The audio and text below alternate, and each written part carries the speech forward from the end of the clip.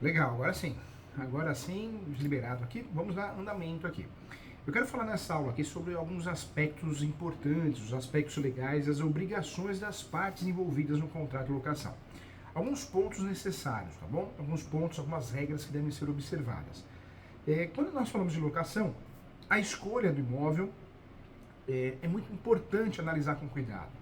O primeiro passo para se alugar um imóvel, e isso tem que ser informado quando o seu cliente lhe procura, antes da locação, que a escolha em alugar um imóvel é uma escolha muito séria, tanto o imóvel residencial quanto o comercial. Então, levando em consideração a localização e o preço do imóvel, a segurança do local, do bairro, a movimentação, principalmente na locação residencial, se existem supermercados, feiras, farmácias, hospitais, escolas e etc. próximo, né?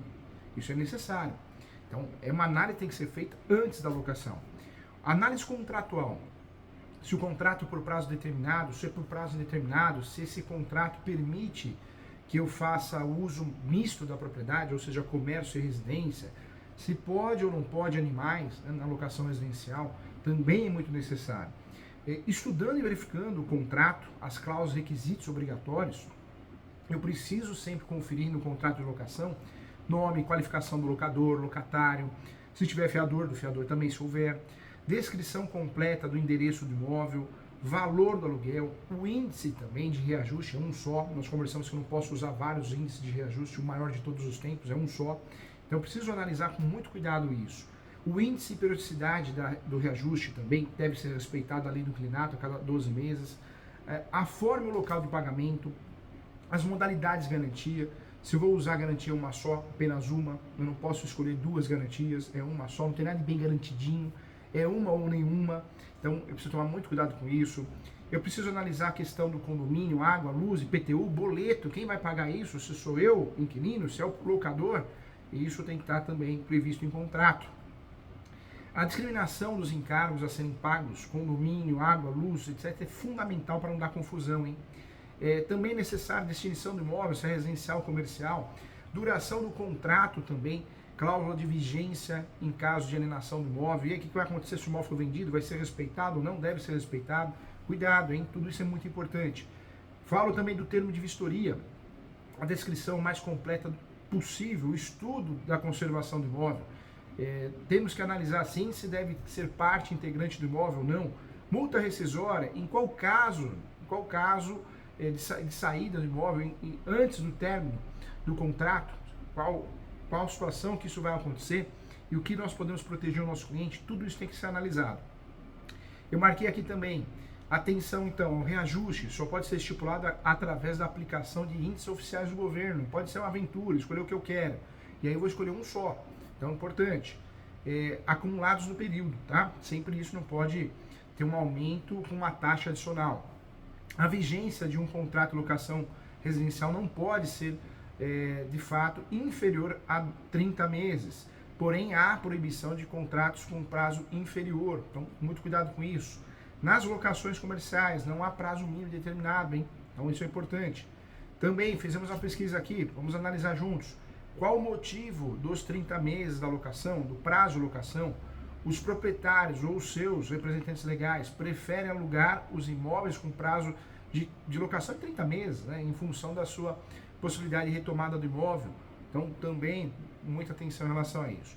E aí eu trago para você os deveres do locador e os deveres do locatário, do inquilino.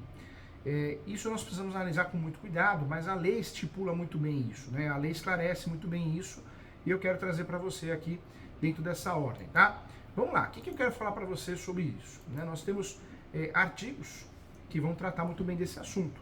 O artigo 22 da Lei 8.245 de 91 vai trabalhar, sim, todas as obrigações recíprocas, né? Lembrando que se criar um artigo, ou melhor, uma cláusula do contrato para ocultar a lei, essa cláusula é nula, hein? Então não adianta ficar inventando moda, vou criar uma cláusula, no meu contrato pode 3 garantias. Não, é uma só ou nenhuma. Então cuidado com isso. Quando eu falo das obrigações, das locações, quais são as obrigações do locador locatário? Eu trago para você que são obrigações do locador entregar o imóvel ao locatário alugado em estado de servir ao uso a que se destina, garantir o uso pacífico do imóvel locado, manter, vamos nessa hora, tá? Manter a forma e o destino do imóvel, responder pelos vícios ou defeitos anteriores à locação, fornecer ao locatário, caso solicitado, descrição minuciosa do estado do imóvel, quando de sua entrega, pagar as taxas de administração, ou seja, imobiliária, corretor e intermediações, pagar os impostos, taxas e prêmios, como seguro, complementar contra incêndio, que incida, né, de fato, ou vem incidir sobre o imóvel, salvo a disposição expressa em contrário no contrato, exigir ao locatário, quando solicitado, os comprovantes relativos às parcelas que estejam sendo exigidas, pagar as despesas extraordinárias de condomínio, tudo conforme o artigo 22 da Lei 8.245 de 91, tá bom? Não podemos deixar de lado as obrigações do locatário. Então vamos lá, vamos começar com a primeira aqui. Pagar pontualmente o aluguel e os encargos da locação legal. Ou seja, se o IPTU é o inquilino tem que pagar com pontualidade. Contas de consumo, água, luz, também condomínio. Lembrando que se não tem nada no contrato, a obrigação é do locador, hein, gente? Então cuidado com isso, tá? Vamos lá. Toda obrigação legal contratual tem que ser cumprida, tem que cumprir os encargos sob pena de ação de despejo. Servir o imóvel para uso convencionado ou presumido, tratando-se como com o mesmo cuidado, zelo, como se fosse seu. Restituir o imóvel, fim da locação, no estado em que o recebeu. Levar imediatamente ao conhecimento do locador o surgimento de qualquer dano, defeito cuja reparação está incumbida, bem como as eventuais turbações a terceiros, realizar a imediata reparação dos danos verificados no imóvel ou nas suas instalações, provocadas por si, detalhe importante, hein? Seus dependentes familiares ou visitantes, ou prepostos. Ah, mas não fui eu que fiz, foi o visitante. A responsabilidade é do locatário, né? Não tem jeito, inquilino. Não modificar de forma interna ou externa o imóvel, sem autorização. Entregar imediatamente ao locador os documentos de cobrança de títulos e encargos condominiais quando houver, e também, bem como qualquer intimação, multa ou exigência da autoridade pública, pagar as despesas de telefone de consumo, de força, água, luz, esgoto, permitir a vistoria do imóvel pelo locador mediante combinação prévia de dia e hora, cumprir integralmente a convenção de condomínio e os regulamentos internos também, pagar o prêmio do seguro fiança, quando for o caso, né? Pagar também as despesas ordinárias do condomínio, ordinárias, hein? Tudo conforme o artigo 23 da Lei 8.245 de 91. Então, essa é a regra, esse é o regulamento. O que eu trago para você? Obrigação estrutural é do locador, seja proprietário ou possuidor. Obrigação estrutural. Quando eu falo de obrigação, manutenção é do inquilino, tá? Então, muito cuidado e muita atenção em relação a isso, para que a gente não erre. Então, nós já conversamos sobre isso em outras aulas, mas eu trago para você com muito cuidado essa situação. Qualquer situação que, de fato, eu quebre essas regras, existe a possibilidade de fazer o quê? O despejo por parte do locador. É um direito, qualquer situação quebrada aqui, são obrigações, né, do locatário. E invertendo a situação, cabe a ação também do inquilino, né, do locatário. Ele poderá fazer uma ação também de despejo por culpa exclusiva do locador ou uma rescisão de contrato. Tanto faz.